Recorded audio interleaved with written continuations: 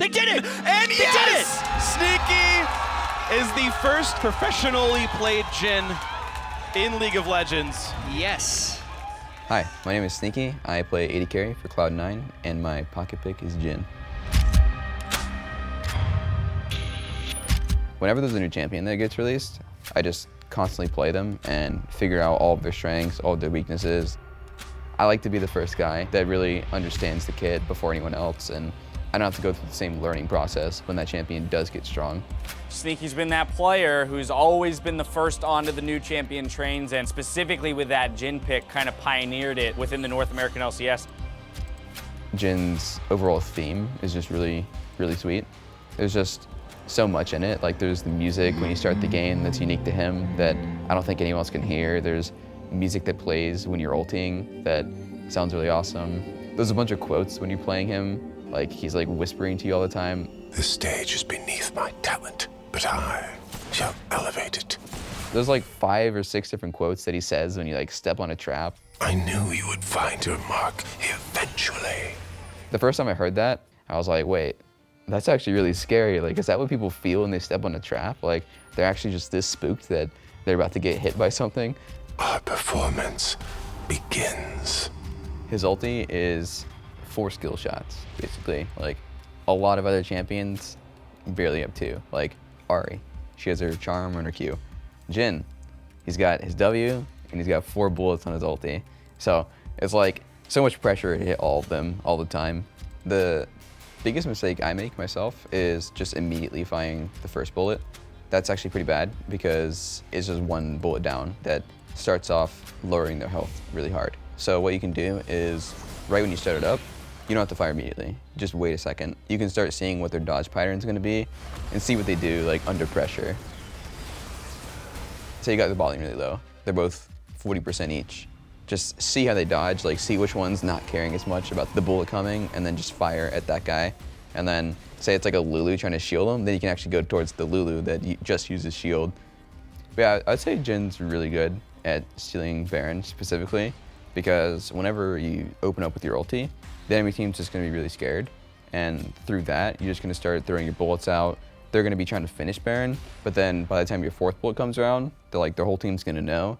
And then they're just gonna be like running, like opening up Baron the whole time. And then you just wait with that bullet, and then you can shoot the Baron actually. Another thing is, it'll go straight through the Baron, so you might even get a kill right after. Wild growth onto Jensen, keeping him alive, and Sneaky is godlike on this Jhin. As I was learning Jhin, there was a lot of things that I had to like understand, mainly the reload system. You have to understand how much damage you're doing with how many bullets you have left. So you really have to be really mindful of all of your numbers going into it. If you go into a harassing where you have 4 bullets left, it's actually gonna be really hard for you because it's gonna take so long to get to that 4th bullet that you're not really gonna be doing good damage until then. So if you can start off with 3, like you hit them once, you Q, you back up, you hit them again, they're gonna be really low, so they're gonna be really scared of that last shot, that 3rd one. One thing my stream viewers have always said is, why aren't you queuing before your 4th shot? But if you do queue before your 4th shot every single time, there's moments where you're not gonna be able to get both off, and in those moments, you'd still rather have the 4th shot going off rather than just the Q. It's mainly something that happens in laning phase because you kind of just want to do short trades most of the time. In the short trades, there's some moments where they're just about to be out of range and you can choose to get the Q or the 4th shot off.